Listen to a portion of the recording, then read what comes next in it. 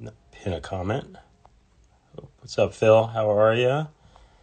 Gonna post a comment, pin a comment. What's up, Gold Broiler?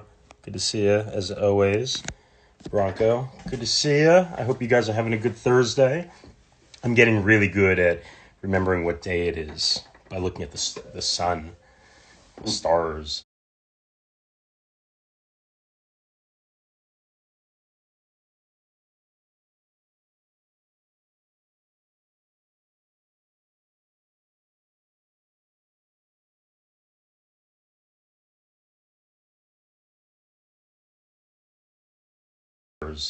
Astrology and all that kind of shit. Anyway, I'm here every day at 2 p.m. Pacific, talking vinyl or talking with Lily Moyeri, and I'm sorry if I butchered the last name. I'm like fucked, but she's amazing, and she's a music journalist for a long time, like a 25-year music journalist. There's Lily. She'll be on in a few minutes or a minute. Oh, Lily, come. Wait a second to come in. Wait a second to come in, Lily. Wait like 40 seconds. Lily's going to come in a whole number of different stories. She's got her own podcast. But before she comes in, I just want to tell you about a few shows that I've got coming up next week for you to pay attention to. I'm here every day. Tomorrow, I have a live IG chat with Ray from the Harm Brothers. Harm Brothers are an indie rock band, alt country, I would say, from Portland, but now they're in Kentucky. I guess they're right outside of Cincinnati. Anyway, they have a new album that's coming out, I think on the 5th of June. And Ray is going to come in here tomorrow, and he's going to talk about some of his favorite albums. And I think he may play a song also. I hope he plays a song. But you can check out the Harm Brothers on SoundCloud or Spotify. Really good. And next week, I'm doing a whole host of interviews on Zoom, which I'm going to then post on here and on my YouTube page. So if you haven't subscribed to my YouTube, you could go onto my profile on this Instagram and click that link to YouTube. I don't have a custom URL yet. I'm working on it. But you can subscribe. And next week I'm doing interviews with Dave Perner from Soul Asylum, singer of Soul Asylum, Sherry Curry from The Runaways, Mike Peters from The Alarm, and Jesse Dayton from Jesse Dayton. Well, Jesse Dayton's a great solo artist, and he also plays with Ryan Bingham and a whole number of other artists. And we're going to talk vinyl with Sherry. We're going to talk about her new album. Dave, I think, is just a vinyl junkie, and we're going to talk a lot of vinyl. It's going to be awesome. I love all this. I'll be here, and you can come in. Perfect. I'm ready for you. Now we'll get into this. All right. Hey, Wendy. Good to see you. And we have Wendy to thank for the Harm Brothers coming on tomorrow. Thank you, Wendy. Hey, Lily, how are you? Hi, thanks for having me. Oh, thank you for coming on. I appreciate it. How's the day going, the week, the month? Good. Woke up early and did an interview, so, like every day. Yes. Who did you interview today? I actually interviewed Badly Drawn Boy. If you remember him from 20 years ago, he had a Mercury Prize winning album. Yeah. The Wildebeest, and he did the soundtrack to About a Boy, and he hasn't put out a record in 10 years. So we talked about what's been going on. Did he hang up the phone on you and say, I'm done with it? No, we don't have those kind of problems. I know he has that reputation. Well, let me tell you, I don't want to diverge, but you said Badly Drawn Boy. That Hour of the Wildebeest, great album. And on that tour, I saw him play at the Wildebeest, at a 1,500 person venue in LA, and his the sound went out of his guitar. It was only him on an acoustic, and the tech went on to fix it. They got the tech guy away and just kept playing acoustic, and nobody in the venue could hear him. He was singing, but they couldn't hear the guitar, and it sounded terrible. And then I saw him at the Troubadour a few years later, and he stormed off stage. Yeah, and I was there for both of those, so I distinctly remember those experiences. Yeah. What a guy. Knitting Factory, you saw him in the Knitting Factory. Did he storm up stage? I'm glad he's back, because he is a very talented. Yeah. And he did that About the Boy soundtrack too, which was great years after that. Yeah. And he's done a few soundtracks, but yeah. Well, his last record was a soundtrack in 2012, but then his artist album was 2010, and I interviewed him for that. And I was like, oh, what's he? I didn't realize he hadn't been putting out records for 10 years. And I was like, oh, okay. So last time I talked to you was the last time you put out a record. Okay. Are you finding that, I mean, you're continually interviewing artists, so what's their vibe in releasing an album during this time? It's really split. I feel half of them are thinking, why wait? I don't know how long this is going to go on for. I feel like I need to do something. Maybe this will help people. And also kind of partially feeling that, is this a selfish thing for me to do right now? Trying to get people to pay attention to me when all this like super serious stuff is going on and there's so many more important things to be focused on. And then the other ones are like, there's no point in me doing this right now. And don't, there's no point in me doing this. Sorry, people are messaging me and stuff in the middle of this. I'm like, not right now, right now. Yeah. There's no point in me doing this right now. I can't tour. I can't do any of my usual things to promote the record. Personally, any artist that's putting out their record right now, I greatly appreciate that, because as much as people are sometimes saying the arts don't matter, I think they matter so much right now. You can't just constantly be down and thinking about what's going wrong. You need diversions, you need entertainment, you need to feed your soul. And new music from an artist you already like, I think, is the most exciting thing that can happen right now, and is a wonderful diversion right now. And these artists are doing a lot of live streams. You can engage with them so much more, and they're spending so much more time trying to connect with people that they probably wouldn't have the time to under normal circumstances. I mean, Damon's doing Badly Drawn Boy. He's doing at least one live stream a week, for like an hour and 15 minutes. It's the same. You can see him play live every single week for free. Yeah, that's pretty awesome. Yeah. And a few of the artists I've talked to have also said it's been a pretty creative time for them, just by virtue of, understanding what's happening in the world and then being at their house or wherever they may be. So I think, yeah, music needed as ever right now, and I think what's going to get produced after this will be great. The whole landscape is going to be changed from this pandemic, and the musicians will adapt. Yeah. So it'll be interesting. I do miss going to live shows a lot. It's a wonderful experience being able to share the music with other people who are excited about it. I mean, you do concert photography, you know all about that. You're capturing those moments. So I'm looking forward to that being able to be a thing again. But yeah, all of us. Well, let's talk about some of the, you've had well, before I talk about some of the stories, I want to mention your podcast, because you do have a podcast, and your podcast is really cool, and it's kind of akin to what we're going to be doing right here. I'm on the media side, you're on the media side, and there's a lot of really cool stories we acquire over the years do not get told. And what's awesome about your podcast is you are, revisiting these stories, revisiting articles, and telling these stories that haven't been told. So maybe tell just a little about where people can find the podcast. Sure. Thank you. Thanks for plugging my podcast. I have everything aggregated on picturesoflily.com. That's pictures-of-lily.com, like the Who song. You can find the podcast there. You can also find them at pod.link/picturesoflilypodcast. That's where you can find them. Just so you guys have an idea of what it is, it's just basically my experience during the interview. If you want to read the interview, which I hope you do, you can always find those also aggregated on Pictures of Lily. But this is more about like what it was like for me to do the interview. Maybe if I have a background with the person or a personal connection, or maybe something weird happened during the interview, that's what you'll hear. They're all under 10 minutes. I know our demand for time is valuable. Even during pandemic, demand for time is valuable. So if you're brushing your teeth, getting ready for bed, getting ready to get up in the morning, that's how long my podcast is. As you're making coffee, that's how long the podcast is. Yeah. It never goes over 10 minutes. So, and those, I'm trying to keep them relatively current, but not necessarily current. So I listen to Dan Deacon, yeah. one DJ one. That's great, and I love it. And these are that you help keep relevant by bringing them back. So thank you. And anybody who's watching this, if you like what we're going to be talking about here, I think you may like the podcast. So Anyway, so let's kick it off. You've had a long career as a journalist. You've met and interviewed so many artists, and you identified a few that you wanted to talk about. Yeah. And start chronologically, and I'll try to remember off the top of my head. And we'll start with the first one, which is an epic album, probably one of the great Brit rock albums of.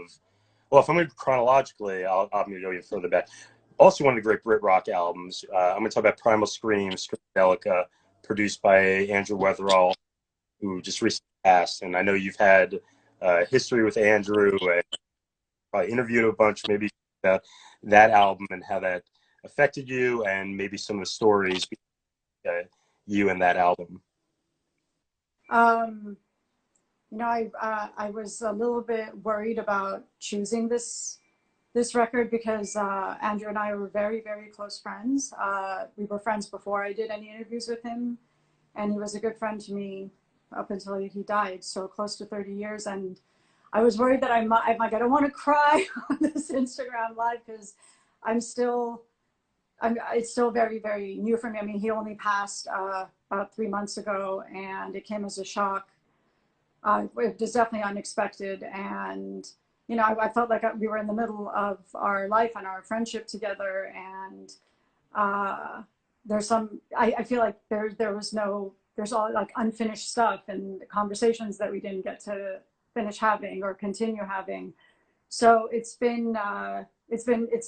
really hit me hard, and his friends as well. And what I'm finding now, it's getting like super personal. What I'm finding is, of course, he's very well known, and his music touched so many people. And it's kind of like when David Bowie passed, everybody keeps sharing, pictures, videos, special moments, and they just keep him alive. And that's what's going on with Andrew. But every post I see about him just really takes me back to the super grief thing, because I don't feel like I can commiserate with too many people, because these weren't actually friends. They were maybe acquaintances, and the people that I'm friends with that he was actually friends with, there's actually very few of us. So I don't have a lot of people to talk to about it, and I don't really want to keep dumping on them, because the few times we have talked, their grief is palpable. It's the same as mine, and it's almost like I'm like, okay, this is really difficult. Okay, let's keep it light. That was really dark. Let me pull out my Andrew one. Okay, so I'd already been friends with him for about 2 years. I met him in a bar in Glasgow in 1992. Super random. That summer, he had done a remix for Future Sound of London, Papua New Guinea, and they were playing it on the Virgin Air flight that I was going over to England on. And then I heard it in a club played by Sasha, and it just blew my mind, because I love that song, but I'd never heard that remix. I was like, whoa, this is a whole other way to present the song. And then I saw him a couple of years later, again in a bar in London, and he remembered me from Glasgow. And I was in London for quite a few weeks, just hanging out and soaking up the environment. And he invited me to a lot of different events that were going on around town, which is how the friendship kept on ramping up. And I asked him, I'm like, would you want to do an interview? And I'd only been a journalist for a couple of years at that point. And he said yes. So he told me where to meet him during the day for the interview. And I went to his management company, who also managed the Chemical Brothers at the time, who were called the Dust Brothers at that point. And I was interviewing them, let's say at 2 o'clock, and then interviewing Andrew at 4. So I went back to the management company. I'm like, oh, I'm just meeting Andrew here for an interview. They're like, no, you're not. He's not coming. They're like, he doesn't do interviews. And Andrew showed up on the dot, and they all just looked at me differently. They're like, who is this girl? And why is he come out to talk to her of all people? So yeah, and I have the story here. It was for Herb magazine. Cool. African Bambaataa on the cover. And this came out January 95. We did the interview in 94, but this came out in 95, because the interview wasn't about a particular record, even though he had just done Screamadelica, which, by the way, Screamadelica is the very first album that won the Mercury Prize. So first Mercury Prize ever went to this timeless record that Andrew helped produce. And so here's the story, which I think is a fantastic layout. It's kind of like a throwback to his rockabilly days a little bit, and a great layout that Herb always had. So yeah, that was that story. I didn't actually look at this because I really didn't want to go down that road. Um, but yeah, this is quite a long time ago, and this was right when he was separating from his previous label and setting up Sabres of Paradise and doing all that stuff. But over the years, we've had numerous interviews, but also lots of time just spent together and hanging out, and he had a wonderful sense of humor. I mean, really cutting, really biting, very British, as you can imagine, but so sharp. Also, he is an amazing writer. And he was the writer in residence at one of the publishing companies. He told me, I can't remember now. And so I was like, who's a writer in residence? What era do we live in? What are you do you think you're Charles Dickens? And so he did a lot of amazing writing. He used to have this fanzine called Boyzone, which, Terry, if you're awake and you're logged in, I'm name checking that. I saw that on the floor of somebody's apartment in Glasgow in 92, and I couldn't put it down. And then I met Andrew, and I'm like, this is the guy that wrote those crazy articles that were just making me laugh. So I knew him more for his writing than I knew him for his music, but it all came together. So chronologically, yeah, that would be the first one. Yeah, he's amazing. His music is timeless. I listened to Gallagher this morning. I haven't 5-6 years, and I listened to it, and it's like, yeah, I couldn't stop but like bob my head, and my daughter's dancing. Good stuff. Yeah, it's great. It's definitely a timeless one. Should we go on to the next one? Oh, here. I pulled out Screamadelica on CD, but still. So the next one I'm going to talk about, which people that know me will not be surprised about this, is Oasis, of course. Always great stories with those guys. Another, again, random situation. I actually met Noel from Oasis when he was a roadie for the Inspiral Carpets. So for those of you who don't know, Inspiral Carpets are an early 90s Manchester band during the Manchester phase. And yeah, he was their roadie. The Inspiral Carpets were actually only the second band I ever interviewed. So they were my second ever interview back in 92. And we just really got along. We're hanging out. After the show, we all went to a bar, and Noel came with us. And he just kept on talking, just like he is now. Like no different to Noel from Oasis is Noel.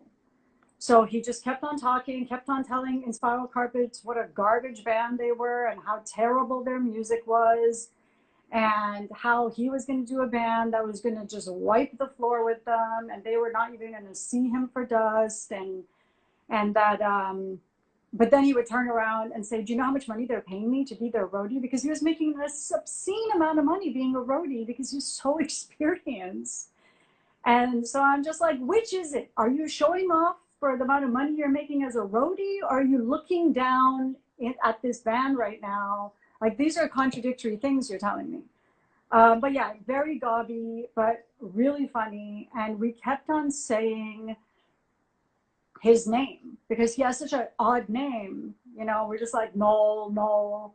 And anyway, so I forgot all about him because when the Inspiral Carpets came back, he was already joined Oasis, so he was gone, and I'd forgotten about him.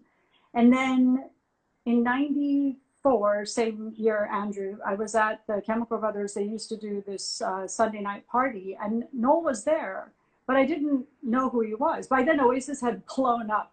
Definitely, maybe it already come out, the whole thing. And I really appreciate all the comments my friends are Yes, great. are saying. So super. Just thank you everybody that logged in. I really appreciate it. A special gift for you under the Christmas tree or in your stocking. Anyway, so I was looking at him going, where do I know this guy from? I know this guy's face. Meanwhile, the Chemical Brothers at the time, the Dust Brothers, they're playing Live Forever. Everybody in this pub is singing at the top of their lungs. Noel's just like kind of grinning. And I was just like, I know this guy. I got to go ask him where I know him from. But I didn't, because I was having a really good time. I'm like, I don't want to talk to a guy right now. I just want to be in this music and in this environment. So come back to LA, they're on MTV News, and they mentioned that, oh, Noel used to be Inspire. And I'm like, that's that guy. That's the guy from the party. That's the guy from Inspire. Oh, he's the guy in Oasis? What's Oasis sound like? And at that point, I played it, and I'm like, oh, this is the song they were playing at the bar. Anyway, that's my introduction to Oasis. Year later, like December of 95, second album had already come out, definitely What's the Story, Morning Glory. Yeah.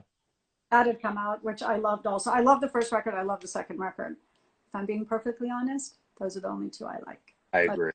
The rest of it, I'm sorry, I don't really like Noel solo stuff, although I really enjoy what he's doing with David Holmes. It's wonderfully experimental and unexpected and out of the box, and the live show that goes with that, those albums are really, really good. But so I went to interview him, and I kind of didn't want to, because I really liked Oasis at the time. And I'm like, if he's going to be attitude-y and like running his mouth off at me, I don't want to like ruin my experience listening to the music by meeting a person who's going to be horrible. So I was a little bit trepidatious about doing it, but then I was like, let me just go ahead and do it. I'll remind him about his spiral carpets. I'll tell him I was at the Chemicals thing. It wasn't even like that. He's funny, he's very, very funny. And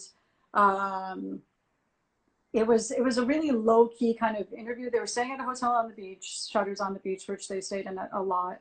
It was December, it was sunny, we were sitting outside. They were here to do a video shoot, and they also were doing some like radio shows around Christmas time. So it wasn't that kind of hectic touring kind of thing. It was a little bit of a relaxed time. But I have to say, when I walked into the hotel, the light was reflecting, so I couldn't see inside the lobby, but they can see out. And Liam was sitting there. Liam I hadn't met before. Liam was sitting there with the rest of the guys in the band and some other people.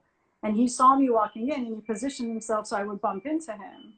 And I was like, oh, hi. I'm like, I'm actually here for your brother. And he's like, oh, are you doing an interview? And I was like, yeah. He's like, oh, fine. Just, he's in blah, blah room. Just call him up. So I did. And then I came back to where he was sitting with everyone else. And he stood up. This is Liam Gallagher.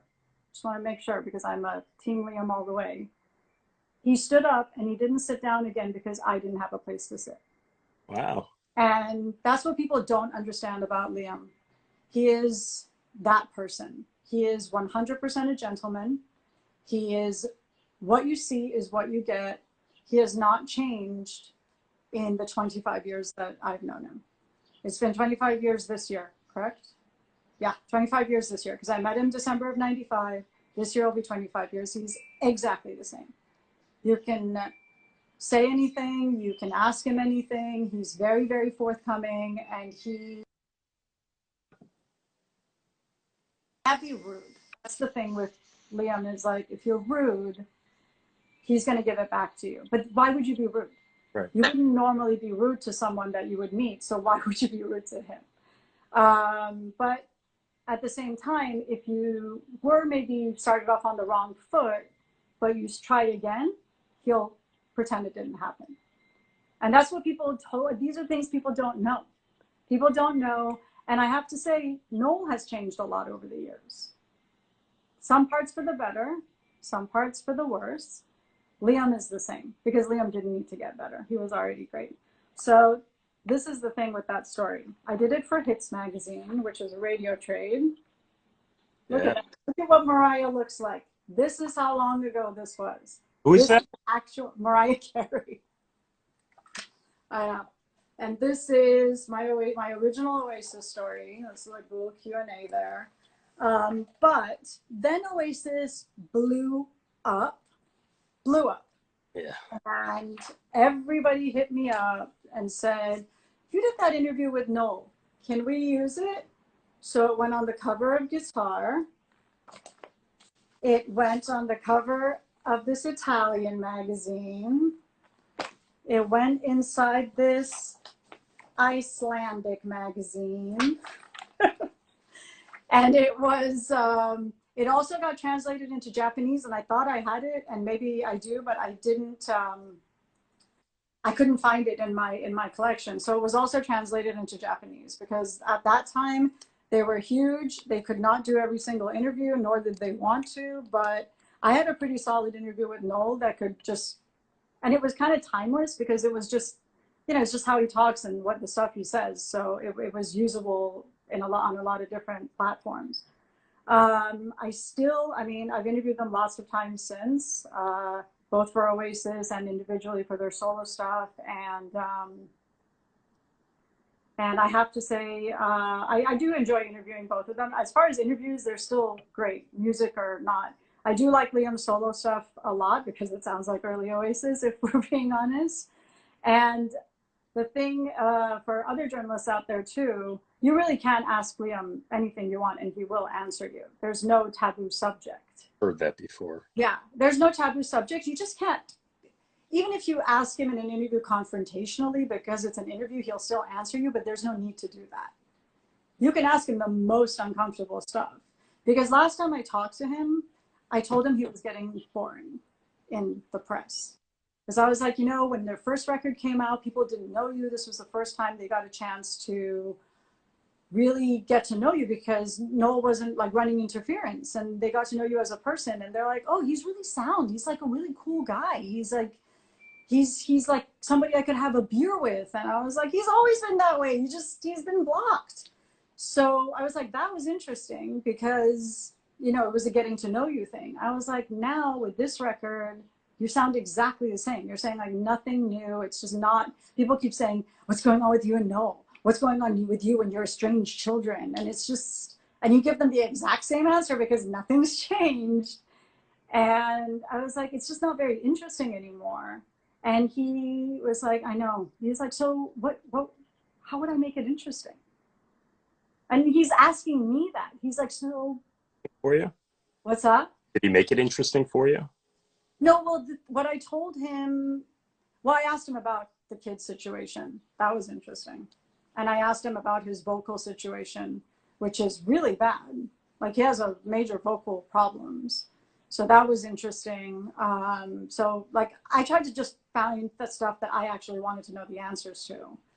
And we talked about his youngest child, which, he still doesn't have a relationship with. And I asked about, well, how come you ended up having a relationship with your eldest child and what brought that about? And he told me the truth about all of it. Because basically his partner, who's also his manager, but she's been really good for him. She told him that your kids are seeing each other in clubs and it's really weird for them.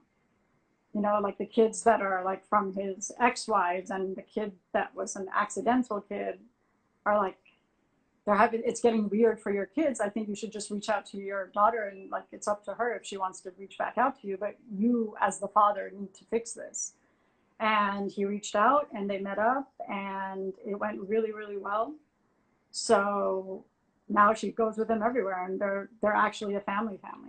And that's the other thing that is unusual. After this, we're going to stop talking about Liam. The thing that's great is he has an entourage and every single one of them is related to him. That's his entourage. He has his brother, he has his wife or partner. They're not officially married, and he has his 3 kids. That's the Liam Gallagher entourage. You're that big. Yeah, there's only so many people, you feel you could. But that's what's, to me, it's just like, there's not a lot of, but there's not a lot of kids that want to be rolling with their dad. These are young kids. I mean, they're early 20s and late teens. And it's like, they want to be hanging out with people their own age, but it's the most fun hanging out with him. So cool. Well, let's do. I know we were going to do 5, but we'll do 4. Or 4. So let's do Robert Smith. Yeah, for and sure. do us a part 2 another day. Sure. Got to do some homeschool. Sounds good. Hey, am I red? I'm looking. You're a little red. I kind of like it though. It's like you have a filter. It's not. It's nothing. It's just like it's kind of cool. Sitting inside for days has turned me red, and my your collection too. I know.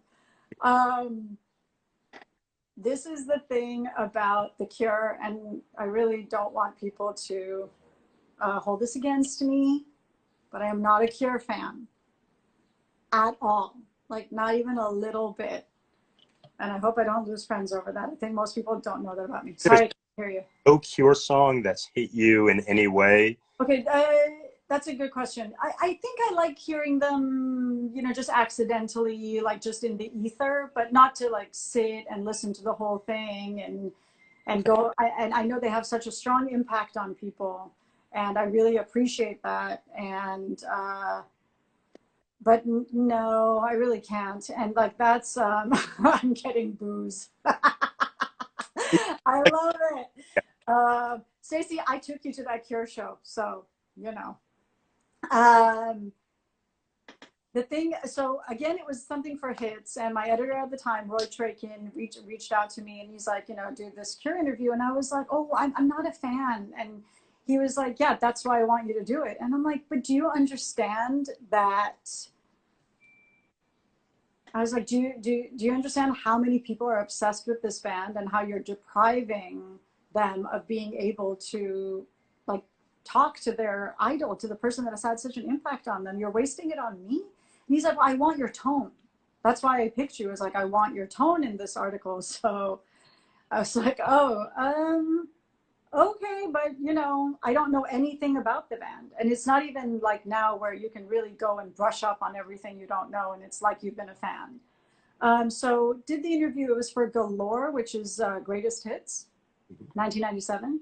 And so I was on the phone and I had some like standard questions, and then we were done, and I was like, okay, well, I had half an hour and it's half an hour, so I'm going to let you go. And he's like, well, you know, I really am enjoying talking to you, and I'm home alone, and do you mind just like staying on the phone a little bit longer? And I'm like, you want to just chat? It's like, oh, sure. I was like, so what's going on? Where are you sitting right now? What's good? What's happening? And then the conversation got fun. And I was teasing him, and I was like, are you wearing red lipstick right now? And he's like, you know, you're going to make fun of me, but I am. And I was like, you're telling me you're sitting in your back garden, like in Brighton or wherever, and you're just like got lipstick smeared all over your face? What is it for? And he's like, well, I was going to go pick up my wife at the train station later, like after, you know, you and I hang up, then I'm going to go pick her up, and she likes me in makeup. So this is for her for later. And I was like, well, that's a very legit reason to be sitting there with your crazy like Halloween makeup on and all this. So that was, you know, we wrapped up the conversation and that was it. And then they were coming to town, and Michael Pagnotta, who was their PR at the time, wonderful, wonderful publicist, and now manages Erasure and is involved in other parts of the music industry, and we're still tight. I called Michael and I was like, I want to meet Robert. And he's like, well, I'm glad you called because Robert asked if he could meet you. And I was like, yes. And he's like, do you want to come to dinner? I'm like, yes, I'm coming to dinner. So I go to the hotel to meet up with them before dinner, and I meet everybody else in the band, and everybody's very friendly and it's really fun. And we go to dinner, and Robert just won't talk to me. He's sitting directly across from me at this table. Everybody else is talking to me. It's all very social, very casual, and he just won't talk. And I'm there going, why does he want me to be here? I mean, I'm having a good time, but I feel like I should be interacting with him more, and he's not even making eye contact with me, nothing. So then food came. We're at Talisay, which is a Thai restaurant on the Sunset Strip. And I put my hair up like this, which is what I used to do in the 90s when I wanted to eat food because I didn't want my hair to get in my face. And he just immediately was like, oh, I like your hair like that. You look shocked. And I was like, shocked? I'm like, this is my food eating hair.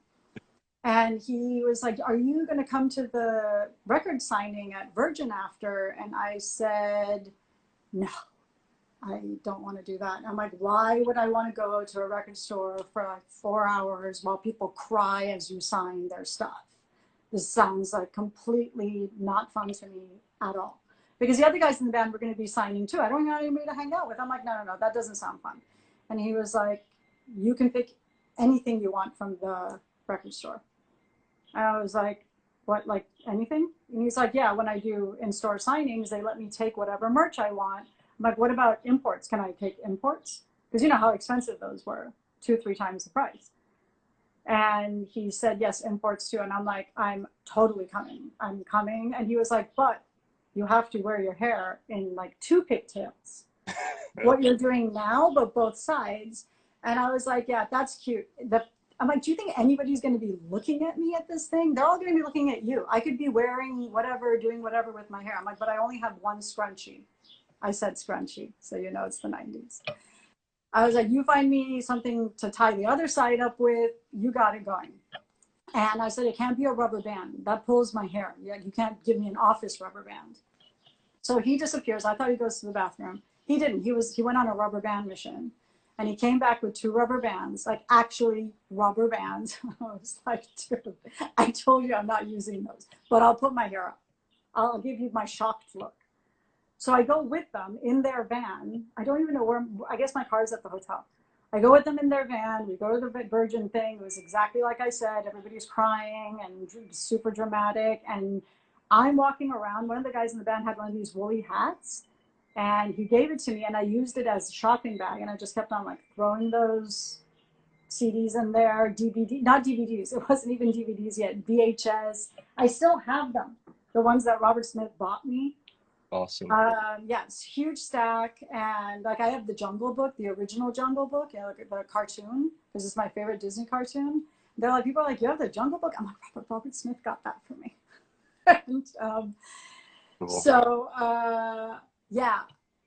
Then this is the thing, is when we were leaving, it got very dangerous because the fans wanted to like rush him, and the you know, the people in charge and Michael and everybody was like, we have to keep him protected. He has to be on the inside part of the van. So if somebody does like manage to get through to the van, he won't be the first thing they touch. And I was like, wait a minute, this is becoming really kind of nuts. And then, so I was like near the window. I'm like, this is great. My hair looks like Robert's. They're going to think I'm a Robert. I'm like, this is dangerous for me. And then we drove, breaking the speed limit, down Sunset, because this was Virgin on Sunset. That was where the in-store signing was. And then the hotel was the Mondrian. So just very few blocks, but super, super fast. And they like tore into the driveway, and everybody just like tumbled out of the van and like instantly went into the elevators. And I was just standing there by myself. And they're going, so bye.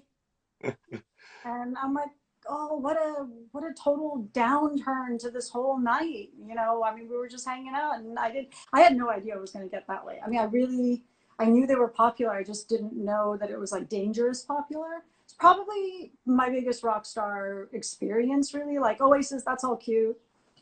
You know, all this other stuff, that's all nice, but nothing was like this kind of intensity. And just to wrap that whole Cure thing up, because this is my only Cure interaction, they did a show at the American Legion Hall, which was insane. I mean, this place is tiny for their audience. It's not a small place, but it's very small for the Cure. The Cure is filling arenas and you know, Hollywood Bowl multiple nights, not this thing. And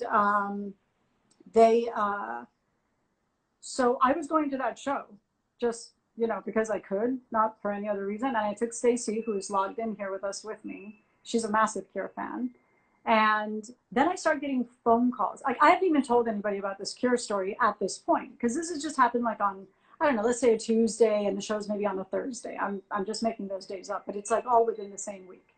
And also, I don't realize, you know, the impact of the Cure. I start getting phone calls saying, can you get us into the Cure? And I'm like, how do you know about me and anything to do with the Cure? Like, why, how has this information gotten out? And then another friend of mine, Brian Bunbury, also a superstar publicist, called, and he was saying, can you get Marilyn Manson into the Cure show? And I'm like, once again, how have I become the Cure Connect here? I'm like, I have nothing to do with the Cure. And why is Marilyn Manson asking me? Marilyn Manson's Marilyn Manson. He can just ask Robert Smith. Like, this is nuts.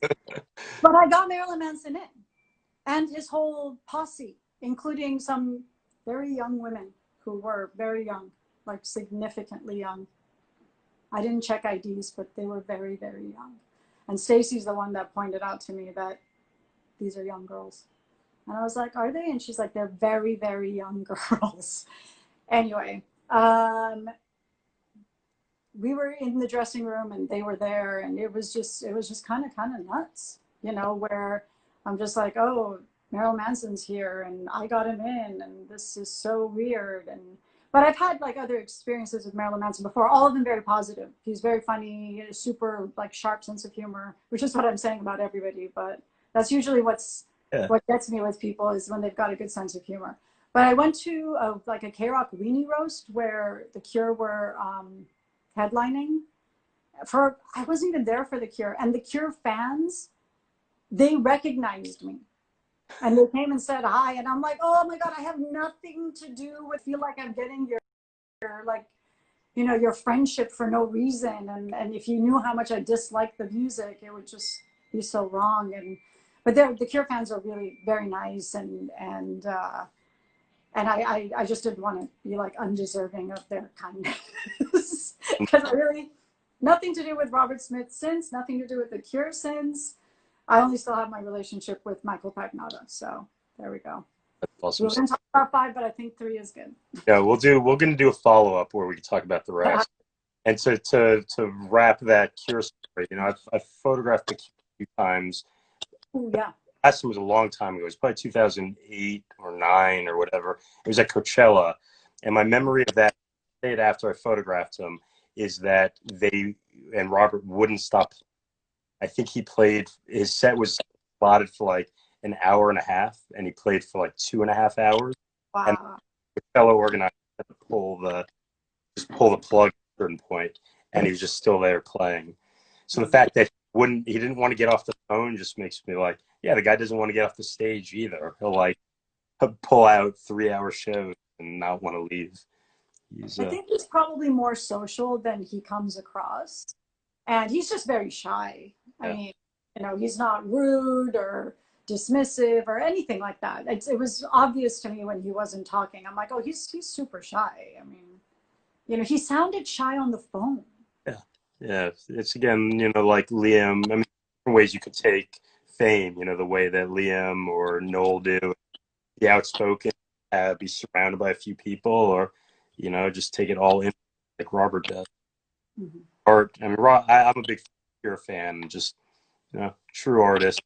Yeah. What about him? And it was exemplified in that Coachella show that I saw. Is the dude just loves music, and he loves to play, and he loves being out there, and he loves his fans, and his shyness probably subdued the age and being able to connect. Yeah.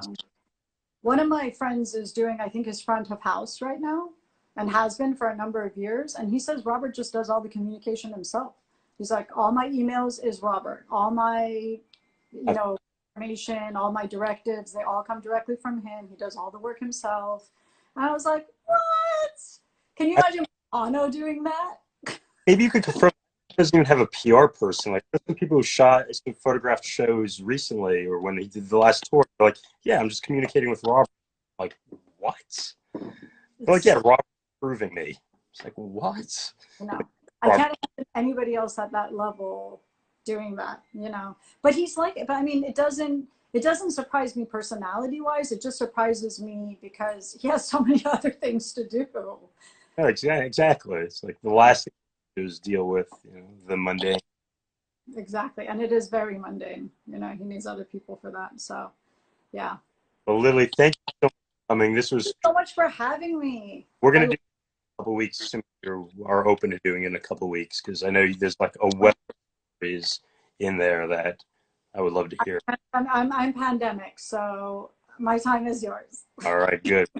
Again, well, thank you so much. This is the archive on my Instagram TV, so if you missed any part of it, you can watch it, and I'll promote it again. Come on again. Thank you. Make sure to send me the link, and I'll push it on my end as well. Well, cheers. Do I log off now? Yep, I'll log you off too. Oh, you'll log me off. Okay, cool. Awesome. Thank you, Lily. Again, that will be archived and saved. You can watch the whole entire thing. And I want to thank you all for coming. Amazing. I don't know why I'm so red right here. I don't know what's happening. I don't know if I don't dislike it or like it. Either way, it's what it is. And I'm here again tomorrow, and I've got Ray from the Harm Brothers, and he and the Harm Brothers have a new album coming out. We're going to talk some of his favorite music, and I think he's going to play a song. I hope he's going to play a song. Got to confirm that. And then next week, I've got a whole host of interviews I'm going to do and post here. I'm going to actually try to see if I could Zoom it live or stream my Zoom, because I'm doing Dave from Soul Asylum, singer of Soul Asylum, Mike Peters, the singer of The Alarm, fucking Alarm, amazing, I love that band, and Soul Asylum, I love Soul Asylum, and Sherry Curry from The Runaways, another great one. I'm going to look into that. I'm going to look to see how I could live stream my Zoom chats with them. Anyway, that's the whole thing. Oh, and I signed up for a TikTok page. If you want to be my first subscriber to TikTok, or my second or third, it's at All Day Vinyl, and I'm going to post things there. I don't know what. I got to really figure that shit out. But I do have a YouTube page, and that I know what I'm posting there. I'm posting really cool playlists, like really good songs, old videos. Like I create a playlist for Buffalo Springfield. If you're a Buffalo Springfield fan, Neil Young fan, create some awesome playlists, some awesome live videos. There's a video I posted of, well, not I posted, but I created a playlist of Guns N' Roses and Neil Young playing together. That happened. It happened, and there's a video of it, and the world still turned right after it. It's crazy. So I've got to roll, though. I've got a whole bunch of things to do in my life, including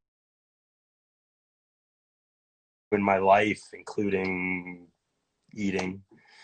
But I'll be back tomorrow at 2 p.m. I've got all these different interviews. Join me on TikTok. Join me on YouTube. Join me right here. And thank you again. And I will see you guys very soon. Appreciate it all.